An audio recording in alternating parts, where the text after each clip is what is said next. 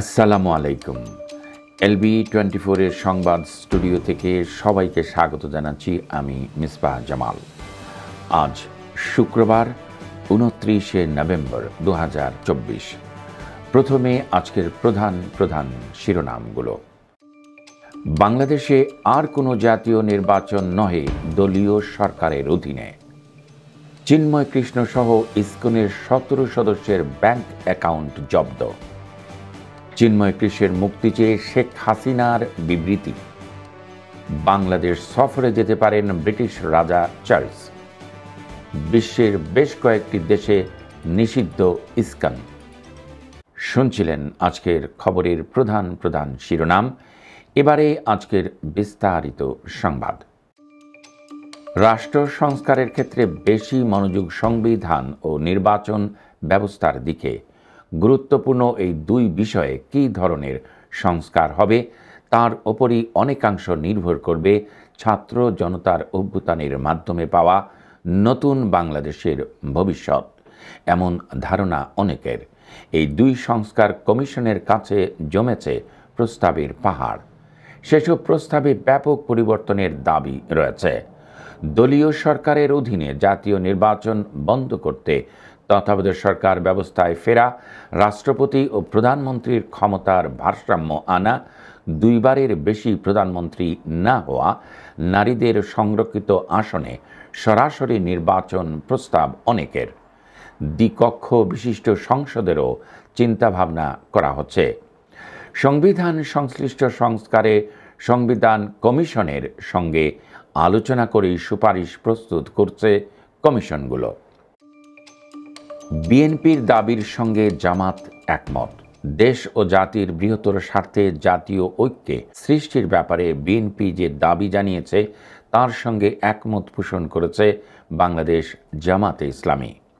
বৃহস্পতিবার 28শে নভেম্বর সন্ধ্যায় অন্তর্বর্তী সরকারের প্রধান উপদেষ্টা ডক্টর মোহাম্মদ ইউনূসের সঙ্গে বৈঠক শেষে সাংবাদিকদের এক প্রশ্নের জবাবে কথা বলেন দলটির প্রধান ডাক্তার শফিকুর রহমান। এর আগে জামাতে ইসলামীর আমিরের নেতৃত্বে দলটির 4 নেতা প্রধান উপদেষ্টার সঙ্গে যমুনায় বৈঠক করেন। ডাক্তার শফিকুর রহমান বলেন, প্রধান উপদেষ্টার সঙ্গে জাতীয় ইস্যুতে ঐক্যবদ্ধ থাকার ব্যাপারে আলোচনা হয়েছে। সম্প্রতি যেসব বিষয়ে জনমানুষের মনে উদ্বেগ সৃষ্টি করেছে সেসব নিয়েও আলোচনা হয়েছে। কিভাবে ঐক্যবদ্ধ হয়ে সমস্যার সমাধান করা যায় তার উপর বিস্তার আলোচনা হয়েছে বলে জানা গেছে। হুন্ডাম ট্যাপ সেন্ডে বোনাস দিয়া উলি আরম্ভ করছে। কোনো গোপন চার্জ নাই, এক্সট্রা ফিস নাই, দালালি নাই। টেকাই ওই মুহূর্তে মোবাইল বা ব্যাংকে ট্যাপ সেন্ডে। Tap send more, spend less. 64.1% মানুষ বললেন সংখ্যালঘুরা আগের তুলনায় নিরাপত্তা পাচ্ছেন এখন বেশি। ভয়েস অব আমেরিকার এক জরিপে দেখা গেছে বাংলাদেশের অধিকাংশ মানুষ মনে করছেন অন্তর্বর্তী সরকার দেশের ধর্মীয় এবং জাতিগত সংখ্যালঘু জনগোষ্ঠীকে বিগত আওয়ামী লীগ সরকারের চেয়ে অনেক বেশি নিরাপত্তা দিতে পারছে। জরিপের ফলাফলে নিরাপত্তা নিয়ে ধারণায় মুসলিম এবং অমুসলিমদের মধ্যে কিছুটা পার্থক্য লক্ষ্য করা গেছে। অক্টোবর মাসের শেষের দিকে পরিচালিত এই জরিপে দেখা গেছে 64.1% উত্তরদাতা মনে করেন আওয়ামী লীগ সরকারের তুলনায় অন্তর্বর্তী সরকার ধর্মীয় এবং জাতিগত সংখ্যালঘু জনগোষ্ঠীকে বেশি নিরাপত্তা দিচ্ছে। বাংলাদেশ সম্মিলিত জাগরণ জোটের মুখপাত্র ও পুণ্ডরিক ধামের প্রিন্সিপাল চিন্ময় কৃষ্ণ দাস ব্রহ্মচারী সহ ইসকন বাংলাদেশের 17 সদস্যের ব্যাংক অ্যাকাউন্ট জব্দ করা হয়েছে। বাংলাদেশ ব্যাংকের আর্থিক গোয়েন্দা সংস্থা বাংলাদেশ ফাইন্যান্সিয়াল ইন্টেলিজেন্স ইউনিট দেশের ব্যাংক ও আর্থিক প্রতিষ্ঠানের কাছে এ সংক্রান্ত নির্দেশনা পাঠিয়ে অ্যাকাউন্ট জব্দ করতে বলেছে। বৃহস্পতিবার 28শে নভেম্বর বিএফআইইউর সংশ্লিষ্ট এক ঊর্ধ্বতন কর্মকর্তা এ তথ্য নিশ্চিত করেছেন বলে জানা গেছে। ইসকন নেতা চিন্ময় কৃষ্ণ দাসের মুক্তি এবং সব সম্প্রদায়ের মানুষের ধর্মীয় স্বাধীনতা ও জানমালের নিরাপত্তা নিশ্চিত করার দাবি জানিয়ে বিবৃতি দিয়েছেন গণ অভ্যুত্থানের মুখে ভারতে চলে যাওয়া সাবেক প্রধানমন্ত্রী শেখ হাসিনা। বৃহস্পতিবার বিকেলে আওয়ামী লীগের ভেরিফাইড ফেসবুক পেজে দেওয়া এক পোস্টে এ তথ্য নিশ্চিত করা হয়। বিবৃতিতে শেখ হাসিনা বলেন, চট্টগ্রামে একজন আইনজীবীকে হত্যা করা হয়েছে। এই হত্যার তীব্র প্রতিবাদ জানাচ্ছি। এই হত্যাকাণ্ডের সঙ্গে যারা জড়িত তাদেরকে খুঁজে বের করে দ্রুত শাস্তি দিতে হবে। এই ঘটনার মধ্য দিয়ে চরমভাবে মানবাধিকার লঙ্ঘিত হচ্ছে। একজন আইনজীবী তার পেশাগত দায়িত্ব পালন করতে গিয়েছিলেন, আর তাকে এভাবে যারা পিটিয়ে হত্যা করেছে তারা সকলেই সন্ত্রাসী। তারা যেই হোক না কেন শাস্তি তাদের পেতেই হবে। FRJ Travels, বিশ্বস্ততার প্রতীক। 85 Bardet Road, Mile End, London E3 4JN। আপনারা এই সংবাদ শুনছেন LB24 থেকে। দেশে জাতীয় ছাত্র সংহতি সপ্তাহ পালন উপলক্ষে বাংলাদেশ ইসলামী ছাত্র শিবিরের উদ্যোগে বন্ধুপ্রতিম ছাত্র সংগঠনগুলোর নেতৃবৃন্দের সঙ্গে এক মত বিনিময় ও প্রীতিভোজ অনুষ্ঠিত হয়েছে।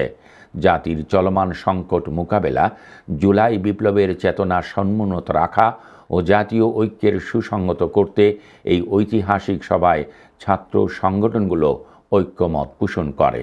এই সভায় ৩৯টি ছাত্র সংগঠনের প্রতিনিধিরা উপস্থিত ছিলেন। বাংলাদেশ, ভারত, পাকিস্তান সফরে যেতে পারেন ব্রিটিশ রাজা তৃতীয় চার্লস। ব্রিটিশ সংবাদ মাধ্যম ডেইলি মিররকে উদ্ধৃত করে এক খবরে বলা হয়েছে, রাজা চার্লস ক্যান্সার থেকে কিছুটা সুস্থ হয়ে উঠেছেন। এরপর তিনি এই সফরে বের হতে চাইছেন। ৭৬ বছর বয়সী রাজা চার্লস এর সাথে ৭৭ বছর বয়সী রানী ক্যামিলা সাথে থাকবেন। তবে সফরের নির্দিষ্ট কোনো তারিখ এখনো জানা যায়নি। He is an illegal immigrant and he doesn't have the right to work here. You'll be receiving a letter from immigration enforcement very soon. Spend 10 pounds.